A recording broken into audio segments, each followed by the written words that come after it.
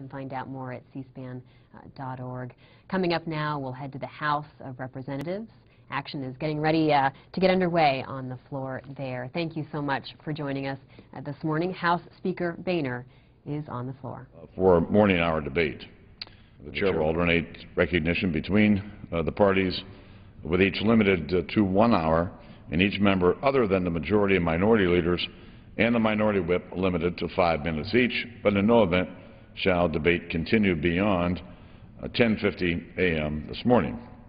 The chair recognizes the gentleman from Texas, Mr. Olson, for 5 minutes.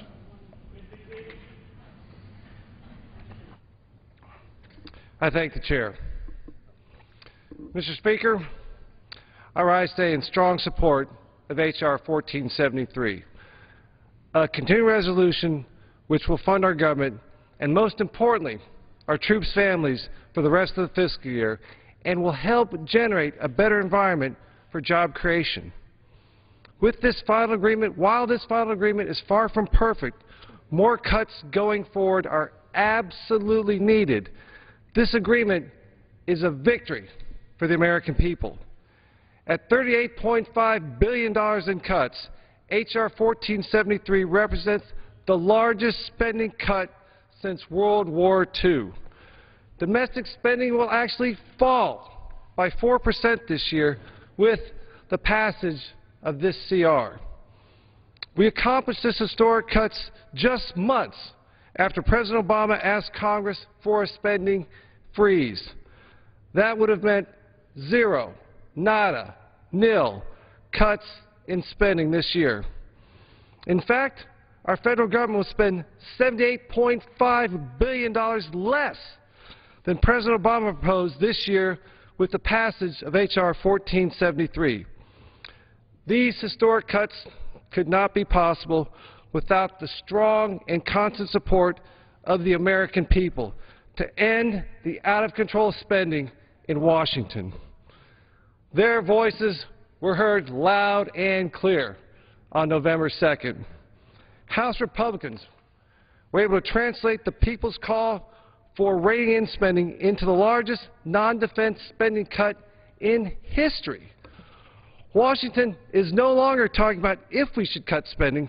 We're talking about how much we should cut spending. This is the American people's victory, and they deserve the credit for providing the support and momentum to change our debate. This bill is also a victory for my home state of Texas and for the good people of the 22nd Congressional District, whom I'm honored to represent here in Washington. Importantly, H.R.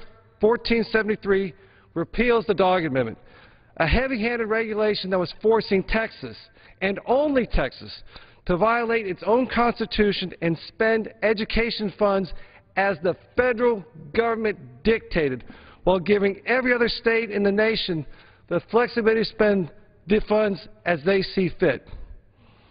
The Dog Amendment, which was inserted in last summer's government spending bill, bailout bill, singled out Texas by attaching unconstitutional strings to $830 million in funding.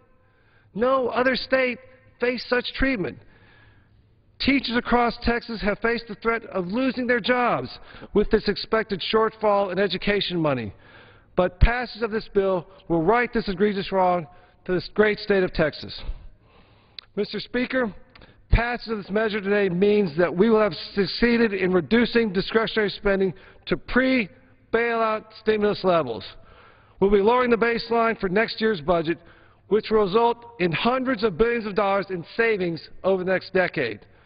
Most importantly, we are setting the stage for the real challenge that comes next, cutting trillions in spending through the new Republican budget, the path to prosperity.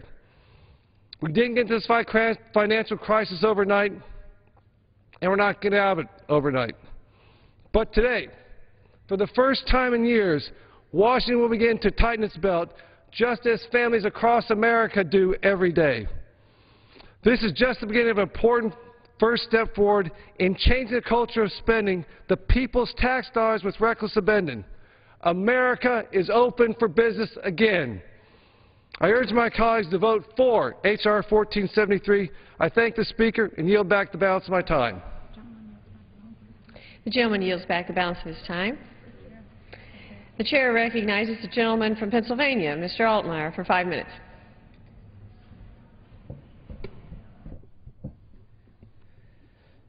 Madam Speaker, 4 years ago I began to express my concerns about the competitive bidding program that CMS proposed for durable medical equipment.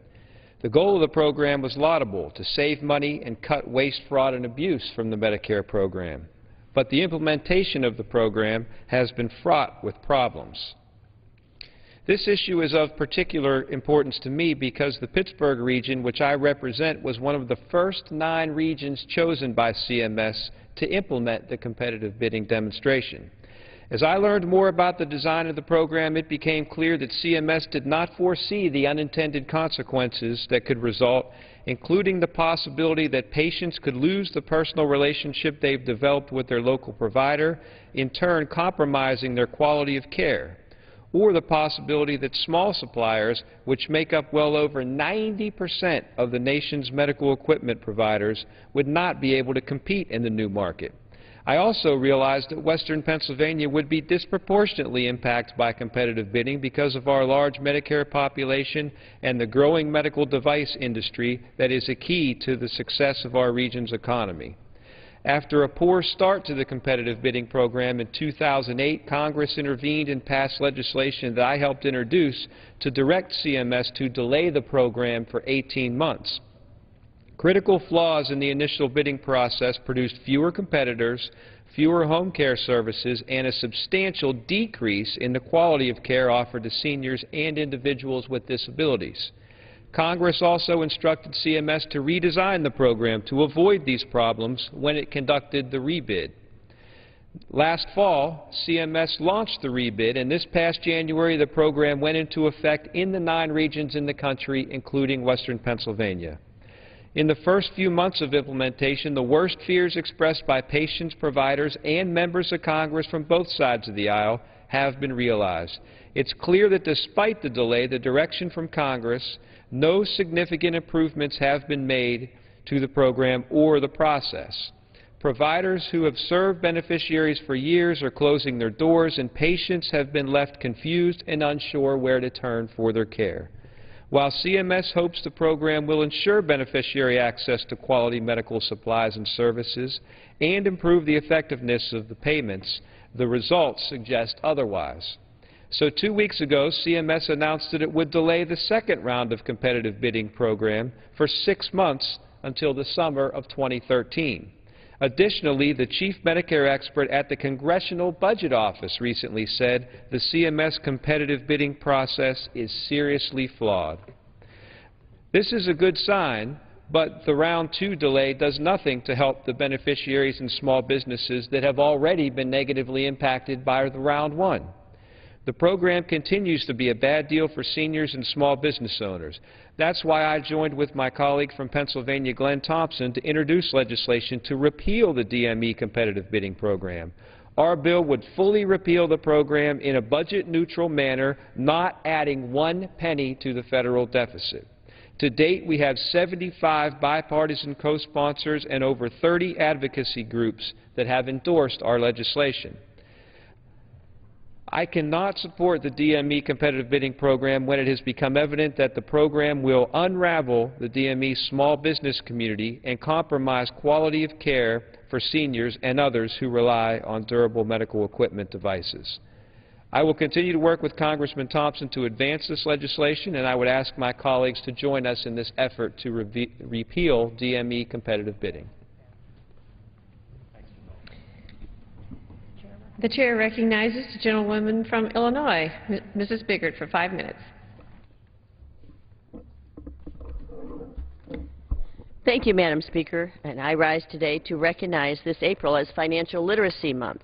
Each year, my good friend and fellow chair of the House Financial and Economic Literacy Caucus, Mr. Hinojosa, and I work to bring Financial Literacy Month to Capitol Hill. In that effort, we are joined by our longtime Senate allies, Senator Akaka and Senator Enzi. Traditionally, we have offered a resolution as a way to showcase the latest trends in financial and economic literacy. This year, however, the House is taking an understandable break from debating commemoratory resolutions in order to focus attention on pressing items like the budget. Nonetheless, I want to take a brief opportunity today to encourage my colleagues to take part in this year's Financial Literacy Month. It's a time when nonprofits, educational institutions, financial organizations, government agencies, and others work together to protect consumers and prepare our children to prosper in today's sophisticated marketplace. For example, from April 17th through the 23rd, America's credit unions will hold National Credit Union Youth Week, which focuses on teaching young Americans about the benefits of setting goals and teaching them to reach them. In a parallel effort, the American Bankers Association Education Foundation held Teach Children to Save Day on April 12th. It's an annual event during which America's banking professionals have volunteered to teach money skills to more than 4 million young people. Madam Speaker, this is a trend we should applaud, one that I encourage my colleagues to participate in by joining the Financial and Economic Literacy Caucus. Members and their staffs also can join us this Friday in the Cannon Caucus Room from noon to 3 for a Financial Literacy Day fair featuring information and constituent outreach materials from 55 of the nation's leading financial literacy organizations, including the Jumpstart Coalition, Junior Achievement, and the Council for Economic Education. Madam Speaker, too many Americans continue to enter the workforce unprepared to handle money, buy a home, or save for retirement. According to the Jumpstart Coalition most recent survey, our high school seniors are now scoring lower on financial literacy than they have during any year since 2000. And yet, according to a 2009 survey from the Council for Economic Education, only 34 states require school districts to include personal finance in their education standards for students K through 12. These are troubling numbers, and that is why we must work together to give Americans the tools they need to prepare against economic uncertainty, recognize deceptive practices, and build credit and make dozens of other day-to-day financial decisions. These are skills that everyone must learn to prosper in today's complex marketplace, and that's what Financial Literacy Month is all about. So I encourage my colleagues who are interested in learning more to join us this Friday from noon to 3 in the Cannon Caucus Room for our annual Financial Literacy Day Fair. And I yield back. The gentlelady yields back her time. The chair recognizes the gentleman from Illinois, Mr. Gutierrez, for 5 minutes.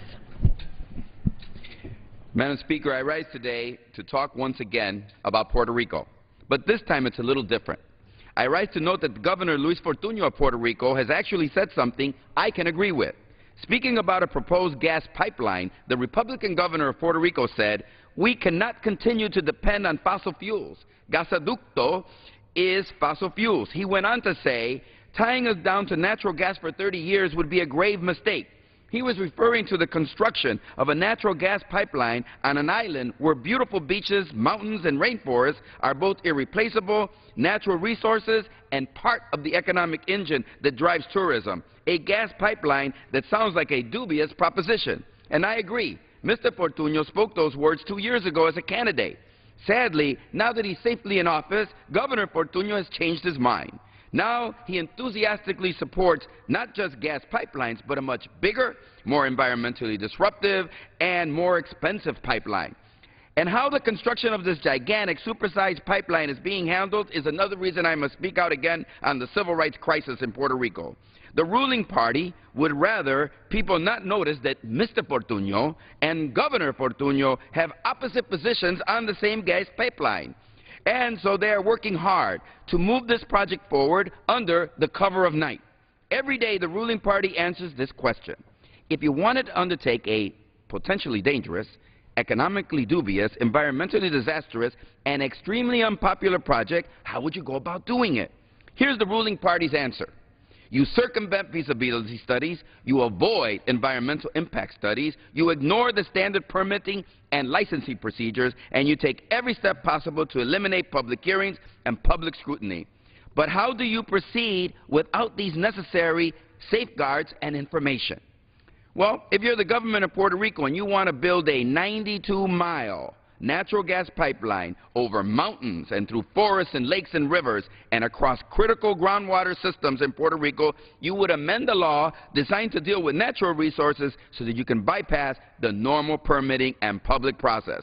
What the ruling party does is declare an energy emergency on the island. This government's energy emergency allows the pipeline to proceed despite warnings from the Sierra Club, the environmental group Casa Pueblo, and even the U.S. Fish and Wildlife Service.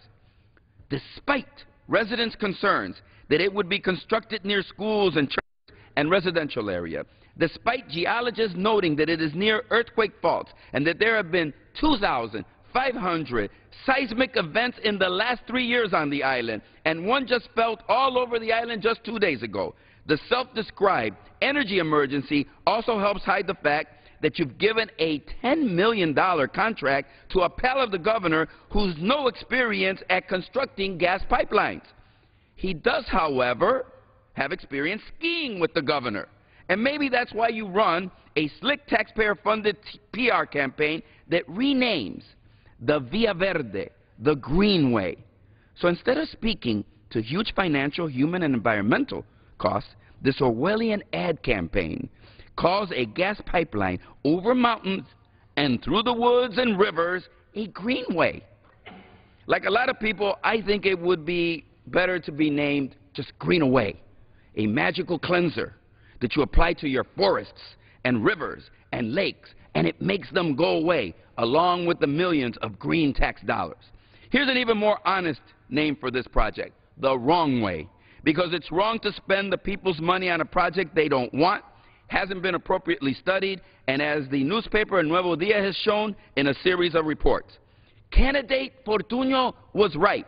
Governor Fortuño is wrong. It's time to shine some light on this matter. I have asked and sent Freedom of Information Act requests to every and all federal agencies that have addressed the pipeline in Puerto Rico. I will release the results so that the people know who their government is meeting with, what documents exist, and what studies have been done to show the need for this project. Furthermore, I have already urged the Army Corps of Engineers to deny permit requests for pipeline until experts testify, permits are applied for, community meetings are held, and environmental impact studies are done. Maybe the government can make the case for this project in the light of day. But they shouldn't be asking for a verdict without presenting their facts to the people first. It's time they stop doing things the Via Verde way and start doing things the right way. El 1 de mayo, todos adjuntas. Gracias. Gentleman's time has expired. The chair recognizes the gentlelady from California, Ms. Chu, for 2 minutes.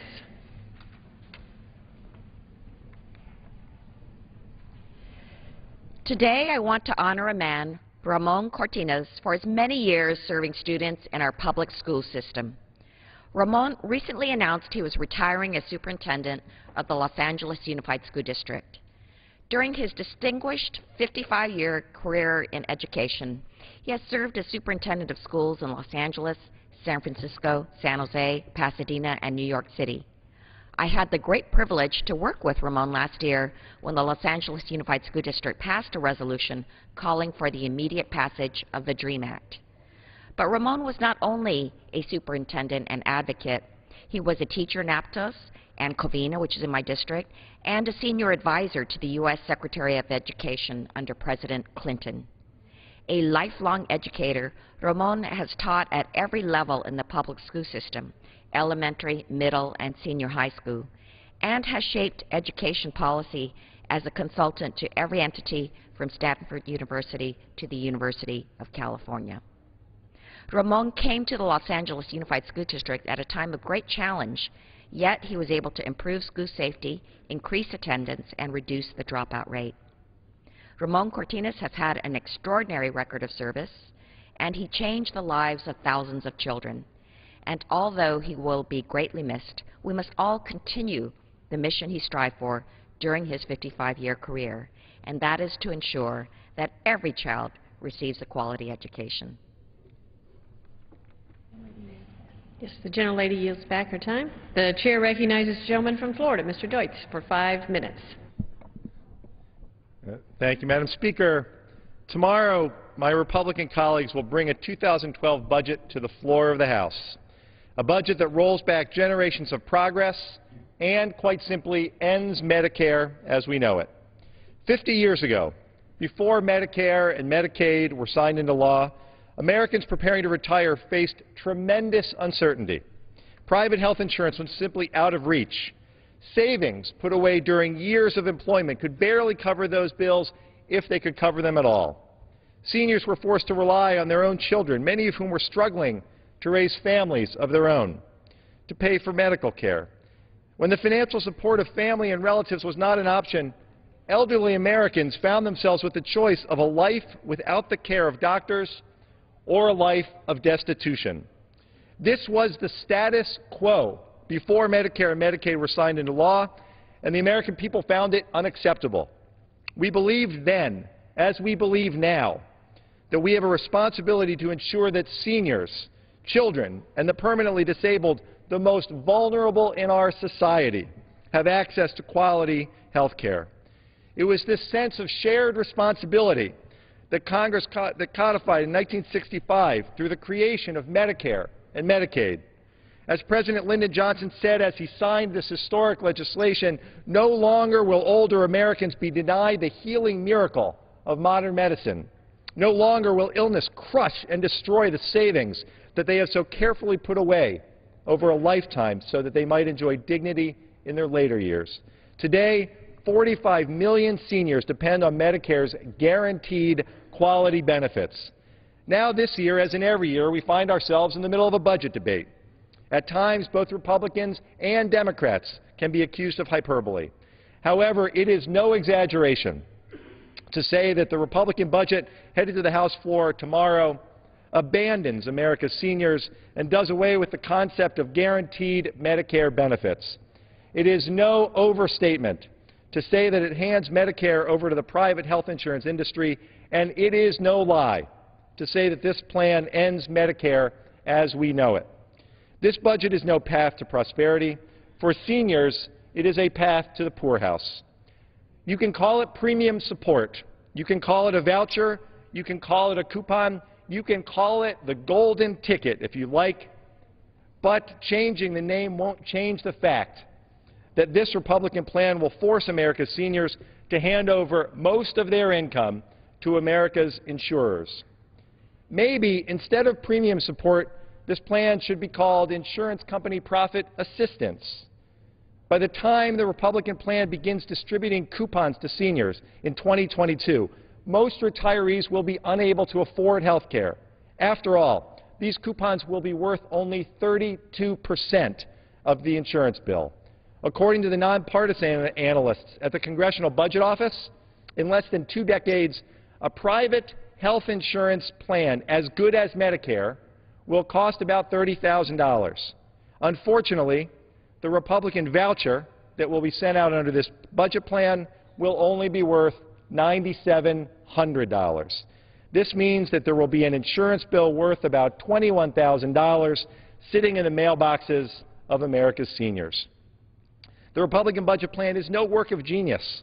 It just shifts the burden of rising health care costs from the federal government to seniors and calls it a day. Through Medicare, Americans made a moral commitment as a people to ensure that seniors are not bankrupted by a hip replacement or diabetes medication. Likewise, with Medicaid, we made a moral commitment to ensure that elderly nursing home patients, impoverished children, the permanently disabled, and the neediest in our society can afford basic care.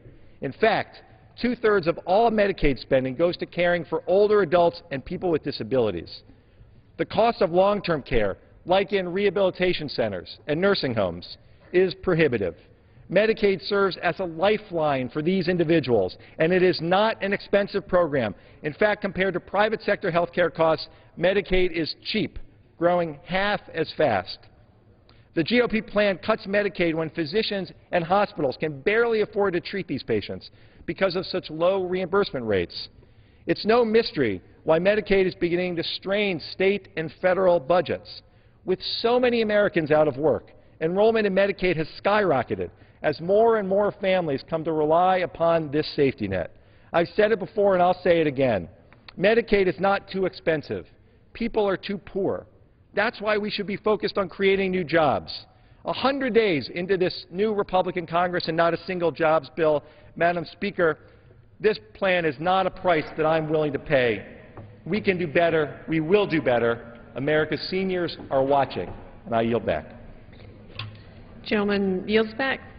The chair recognizes the gentleman from North Carolina, Mr. Kissel, for 4 minutes. Thank you, Madam Chair. From the time that I first came to Congress, I have continued to be a strong supporter of our seniors' issues and standing by our seniors. Today, I rise in support of another issue that our seniors are facing today, the issue of the future of Medicare. We must stand by those who've stood by us as they enter into their senior years, and we must be strong in making sure that Medicare stays as a solid medical safety net for our seniors. Madam Speaker, we've heard a lot about the greatest generation, that generation that fought World War II and worked in industries and raised families and came back and did so much to make America the great nation as we know today. But Madam Speaker, America is a great nation, has been for many years and will be for many years to come, and there's not just one greatest generation. There's a continuum of great generations. I grew up in a very small town in North Carolina, and my heroes were those people, many of which had fought in World War II, but those teachers and those storekeepers and those people in a small town that raised many of my friends and myself and looked after us, whether in the school or churches or where it might be.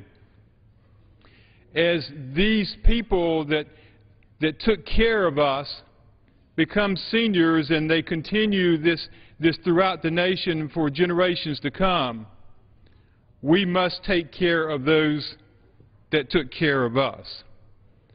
I was a history teacher, high school history teacher, for the 7 years before coming to Congress. And I always told my students that you're not studying history by looking at pages in a book or looking at old pictures or paintings or whatever it might be. You are studying about people to have a story. And we can never forget that these are people. Just as we could talk today about our seniors and Medicare, we cannot forget that these are the people who took care of us. They cannot become just political bargaining chips and political theories. They are real people. They have real stories.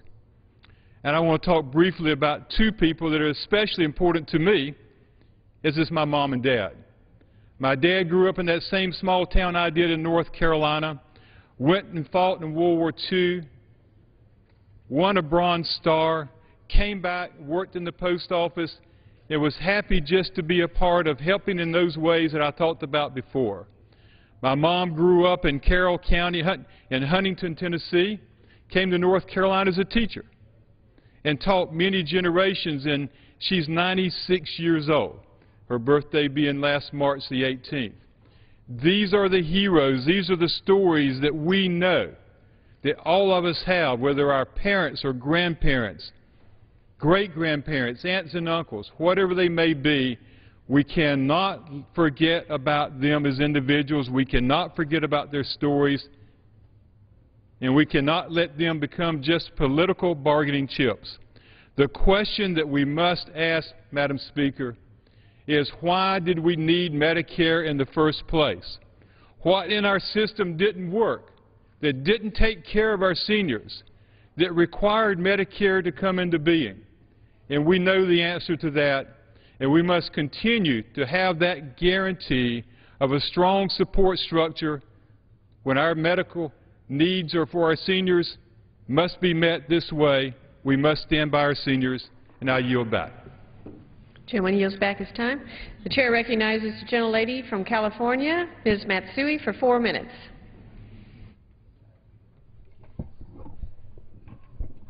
Thank you, Madam Speaker.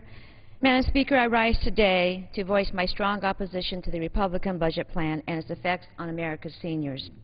I believe that we must address the national deficit, but I believe we can do it in a responsible manner that does not hinder our fragile economy and does not risk important programs. I support the Democratic budget proposal, which makes practical cuts to reduce our nation's deficit, but without hurting America's seniors and sacrificing their health and financial security. Madam Speaker, the Republican plan is irresponsible. It would hurt America's seniors while giving enormous tax breaks to the top 2% of the wealthiest Americans. It does nothing to create jobs, but gives billions in corporate loopholes and subsidies to big oil. Most notably, the Republican plan would literally end Medicare. And while this may be a new plan, these are not new ideas. The Republicans' 2012 budget attempts to do to Medicare what President Bush wanted to do to Social Security in 2005, privatize it and severely cut benefits.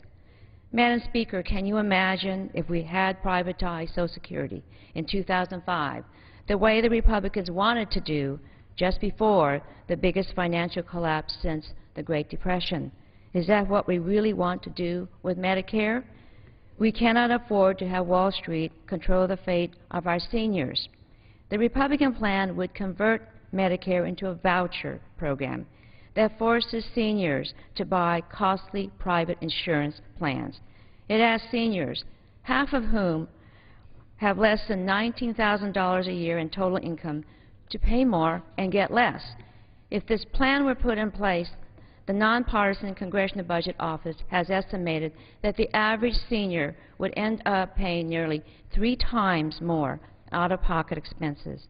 Meanwhile, the health care law enacted last year is already helping to close the gap in prescription drug coverage, known as the donut hole, and provides annual exams and preventive services. But a repeal of the health care law, as the Republican budget plan calls for, would eliminate these benefits. Madam Speaker, these benefits for Medicare patients are making a real difference in the lives of my constituents. I recently heard from a 71-year-old woman from Sacramento who requires several expensive drugs to maintain her health.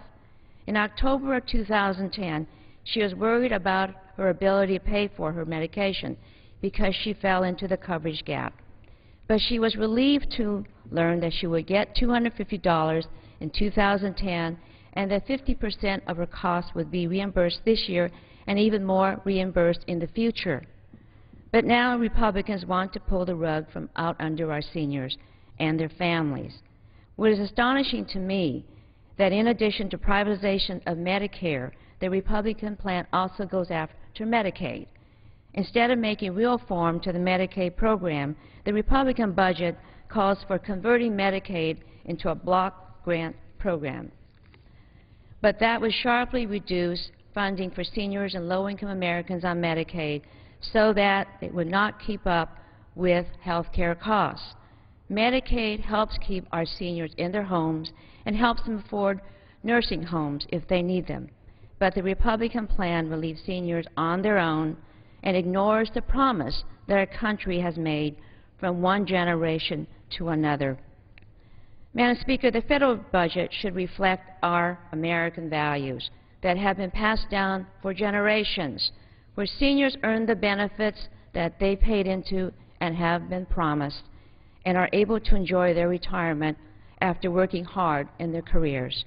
And that is why I will continue to fight for protecting the dignity of America's seniors and protect them against the devastating effects of the Republican budget proposal. I yield back the balance of my time. Ladies' time has expired. The chair recognizes the gentleman from New York, Mr. Rangel, for 1.5 minutes. Thank you, Madam Speaker. As unanimous consent to revise and extend my remarks. The gentleman's recognized for 1.5 minutes.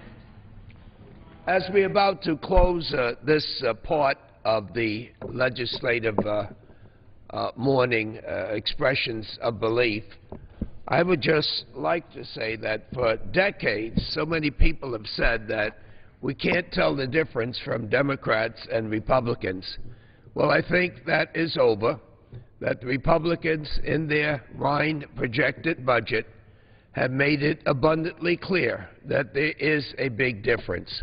While all Americans, Democrats, Republicans, and Independents know that we have a tremendous deficit, that the interest is just blocking out programs that we have to support, while it's abundantly clear that there is an emergency, that we have to deal with it, the Republicans' method of doing this through the Ryan budget is to look for the most vulnerable people that we have, the poor that are sick, the older people that are sick, our young people that are trying to get an education.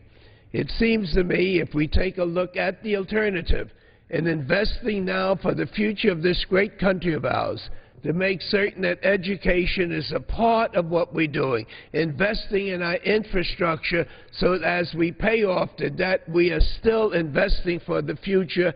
This is what the Democratic Party is all about. And, Madam Speaker, I truly believe this is what America is all about. I yield back the balance of my time, and I thank you for this opportunity. The gentleman yields back the balance of his time. Pursuant to Clause 12A of Rule 1, the Chair declares the House in recess until 11 a.m. today.